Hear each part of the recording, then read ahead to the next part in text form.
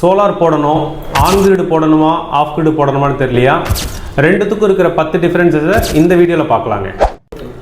8th difference, யாருக்கு என்ன project suit ஆகும்? ஆன் கிரிட் அப்படின்னா ஹவுஸ் ஹோல்ட்ஸ், ரெசிடென்ஷியல் வீடு, ஆல்ரெடி இபி சர்வீஸ் இருந்து இபி பில் அதிகமாக பே பண்ணிட்டு இருக்கோம் அப்படின்னு ஃபீல் பண்ணுறவங்களா இருந்தால் அவங்க ஆன் கிரிட் போடலாம். கமர்ஷியல் செக்டாரில் பகலில் யூசேஜ் அதிகம், அதாவது காலையில் 6 மணிலேருந்து ஈவினிங் 6 மணி வரைக்கும் தான் எங்களுக்கு ஹெவி யூசேஜ், அதோட எங்கள் ஆஃபீஸோ ஷாப்போ க்ளோஸ் ஆகிடும் அப்படின்றவங்க ஆன் கிரிட் போடலாம். இப்போ ஆஃப் கிரிட் யார் போடலான்னு பார்த்தீங்கன்னா, இபி சப்ளை இல்லாதவங்க, ஒரு வீட்டுக்கு இபி சர்வீஸே இல்லை அப்படின்னா அவங்க ஆஃப் கிரிட் போடலாம்.